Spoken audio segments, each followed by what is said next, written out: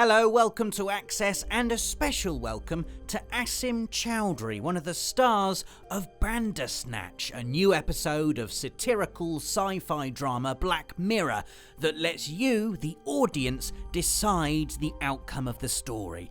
With that in mind, we thought we'd have a little fun with Asim, and so instead of doing a regular interview, we've let him decide which questions he wants to answer. Politicians would love this. That would be amazing. They could choose their question, wouldn't it? Just dodge all the hard questions, yeah. You will also need this. I've worked very hard on this, by the way. Wow. This is Asim's character sheet. That is spot on. You've got your stats there as well, which may or may not be important as we go through the adventure. Yeah. So we'll crack on. It's good. The body, you got the body spot on. Yeah, That is like I me. did spend a lot of very slender. work on that last night, Yeah. making sure I got the likeness. Spot Down. on. Spot on. Okay, so before you sits Robert Pearson from PlayStation Access. He's powerful and sleek, like a bluefin tuna. You take a deep breath, recover your composure, and introduce yourself. Hi, my name's Asim Chaudhry, the star of Bandersnatch, aka Bantersnatch. Bantersnatch, you get it? Bandersnatch, very Banter. good. You sense Rob has heard of you. He gives nothing away, but a spark behind his soulful eyes Big fan. suggests he's a big Big fan. fan, I could tell. I could tell because he's very intense. You smile. Question 1. Rob addresses you in a voice that resembles a truck driving across velvet. The sound mountains would make if they could whisper. He asks you a question. So how did you get involved in Bandersnatch? I auditioned. Very sexy, isn't it? Great story. No, actually, I've got a funny story. I auditioned. I finished. Did you watch Taskmaster? I didn't see Taskmaster, no. So it's a really funny show on Dave, and I was in the series before just the one that finished, and I rapped on the day, and then I had to audition the next day. So I had a rap party, and it was like, obviously it's a rap party, so you're gonna. But I knew I had this huge Black Mirror audition the next day. So I went and I auditioned in the morning the next day, and I was so hungover. And I literally didn't know any of the lines, nothing. And it became so awkward that even the people who were auditioning me, the director and the producer, they were like, do you want to try again? And I was kind of like, a little bit like this. I had the idea, they were like, do you want to try again? And I was like, did it again, kind of messed up.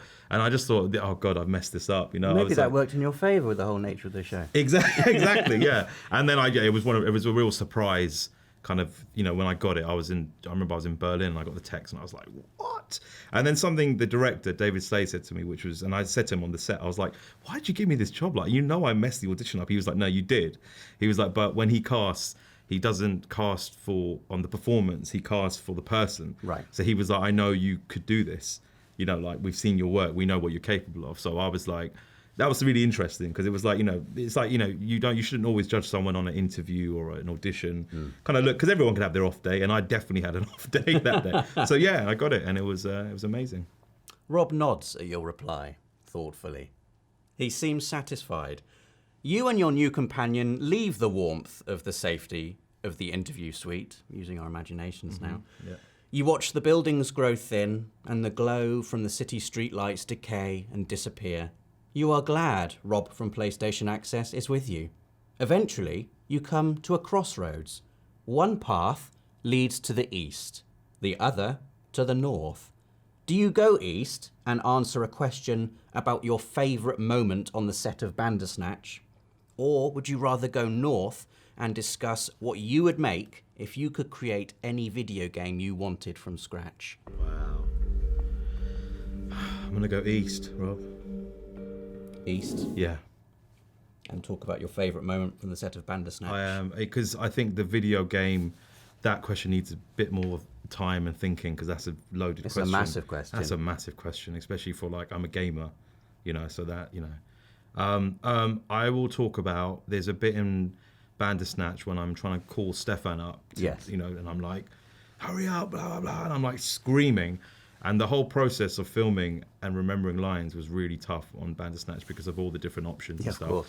So I was screaming down the phone to Stefan, to Finn, and I screamed so much that I actually popped a capillary in my eye. Oh, God. So, yeah, I was literally, I was like, where's my gay? Where's that? Like, screaming. Obviously, I'm doing this multiple times. Yes. So I actually had a burst capillary, and I had to, the medic came in and gave me some paracetamol and rubbed my back, told me everything was going to be all right. And Can we see that in the actual show? Did it make it? I think if you see, yeah, I mean, you could see it was on my right eye. I mean, if you know, I don't know, zoom in or something in that scene, you could see my right eye's got a little pop vessel in there or a capillary. I don't know what happened. Maybe I was rubbing it or something. I don't know. That's dedicated. Maybe it was pink eye. Dedicated acting, though. That is. Yeah, maybe pink eye. Jokes. It wasn't pink eye. Rob from PlayStation Access smiles gently and stares into the distance. Perhaps he's recalling a similar anecdote from his own past. Oh, when you had pink eye. Or perhaps not. He's unreadable, like a newspaper made of bricks. Ooh. Question 3. My laughter is not in the script. The last light of the day begins to ebb away. You yearn for respite from questions and adventure, but your heart fails when you notice the path before you is blocked by a vast, rocky edifice. This impassable sentinel is made of some smooth, otherworldly stone, perhaps enchanted granite or high-performance fibre-reinforced concrete, and there appears to be no way through. Rob from PlayStation Access turns to you, his eyes searing with elemental passion, and asks another question. Frosties or Sugar Puffs? Don't do this to me, Rob. This is intense. I'm going to go with Frosties. Just classic, but I'm going to go with Frosties, but heated Frosties. Did you ever do Heated that? Frosties? I've never Put a had bit that. of milk over it, put it in the microwave for around 30 seconds. It's so comforting and warm and cozy, and you might not kill your dad by the end of it. Wow. Well, we know that's inevitable. You have to kill your dad. In the game, not in real life. There's no choice for heated Frosties in the show. I should have... Maybe it's a secret one. I feel like it turns it into half cereal, half porridge, which I quite like. It's very wholesome, you know?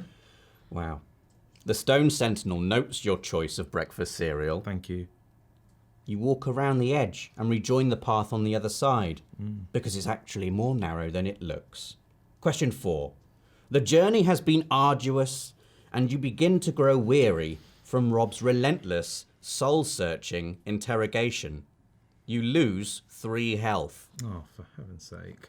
You take shelter in a nearby inn/chain restaurant. Do you explore the global grill with unlimited salad and answer a question about your favourite ending in Bandersnatch? Or do you take your leave, retire to your standard room with tea and coffee making facilities, and answer a question about how you think Netflix is changing the way we watch television? Unlimited salad that's just, what's the point of that? It's like unlimited water. Who cares? Oh, they're both good questions. I would say, okay, let's keep it on Bandersnatch. Yes. I will say the best ending for me is pretty depressing. It's probably the one where he just dies with his mum. Oh, that's, yeah. I got that one to the end. It's really tragic, isn't it? It's really tragic, and it's really messed up because you're like, you're about to die, and you're like, yes, Mum, I'll go with you on that 8:45 train and die with Mummy. And it's kind of like, it's probably the best ending because it stops, because his life up until past that point is a misery. Yeah. So it's like, you know, he probably died at his happiest moment. Yeah. With his mum, and you know. And he found his toy as well. Found his toys, got his mum. His dad was a bit of a prick, so he probably didn't miss him. What about the ending with the action scene in the?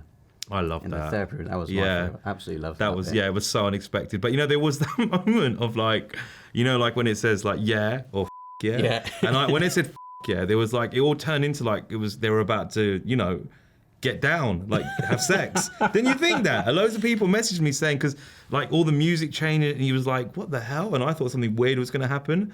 And then she pulls out the swords, and you're like, yeah, that was very unexpected. That was brilliant. Yeah. Rob there is a hidden sex scene in Bandersnatch, by the way. You have to find the right code, so good luck with that. That's for Reddit. People are going to be searching that for ages now. Yeah, that's for the geeks on Reddit, my mates. Rob raises an eyebrow. Good. Good. Yeah, you just raised one. One. An eyebrow. Yeah, good. There's a lingering, horrifying moment where you think you may have spoiled one of the endings for him. Oh, the sex you're- scene. But you're relieved when he smiles and nods. Yes, he says commandingly. That was a good one. That was a good one. Question 5. You leave the comfort of the inn at I like this first accent light. that you're doing. Question 5. It's good. It's my storytelling. Yeah, I know. I like your storytelling accent. Question 5. Very good. It's a truck driving across velvet. That's how it's. That's being how it described. sounds. Even before the breakfast buffet is ready. I mean, I would not leave before the breakfast buffet. A long, grueling day awaits you. You begin to think you can't go any further when Rob from PlayStation Access produces something that he has forgotten to bring to this interview, which you're going to be devastated about. Oh, no. At this point, I'm supposed to produce a lion bar of sustenance, but do you know how hard it is to find a lion bar now? Yeah, I know. They're not about much, are they? I just couldn't find one. I could have brought like a crunchy or something, but Not the same. that's not going to give you... You're supposed to... You recover 3 health anyway. Okay. Pretend you've devoured a lion Feel bar of great. sustenance. Thank you. You sense that the end of your journey draws near. There is but one challenge lying between you and your ultimate triumph. Rob from PlayStation Access leans in close. The air between you feels charged, like a warm summer What's going on? before a storm. Right. And he whispers his final question. Which member of the Bandersnatch cast is the most annoying? I will definitely say myself. You know, like when you're so annoying and loud and attention seeking that you actually think, oh God, mate, chill out, to yourself. And that's saying something. I give myself a headache sometimes. I'm just like, mate, just relax, chill, you know? I would definitely say myself. Because I'm one of those guys who, like, you know, I used to live alone for a while, like a couple of years in my flat. And I used to just walk around, beatboxing, looking in the mirror, doing accents, talking rubbish, and just actually wear myself down, run myself down. And I thought, and I'd burn myself out. No one even has to be around me. So I'd say definitely I'm the most annoying person in Bandersnatch. That's a good diplomatic answer there. No, it's the truth. Ask the And rest. maybe also the truth. Ask the rest. Finally, mercifully, the interview is over. Part of you is relieved to have made it through. Part of you will miss the enriching, primordial presence of Rob from PlayStation Access. Well, I missed that storytelling voice you're doing. It's not quite over yet. Truly, you will never forget this day. You turn to leave, glance back over your shoulder, but Rob from PlayStation Access is gone. That's the end. Is that it? That's it, yeah. Liked your voice. Thanks very much. Storytelling voice. Thank you very much That's good. for playing along, Asim. I No, really it's all appreciate right. it. Cheers. Sorry about the rude bits. You have to edit them out. Thanks for playing along, Asim, and thank you for watching. If you haven't seen Bandersnatch yet, you can check it out on Netflix, so give it a go and let us know what ending you get in the comments. Give this video a like if you enjoyed it, and don't forget to hit the notification bell so you stay up to date with everything from the world of PlayStation. For the players.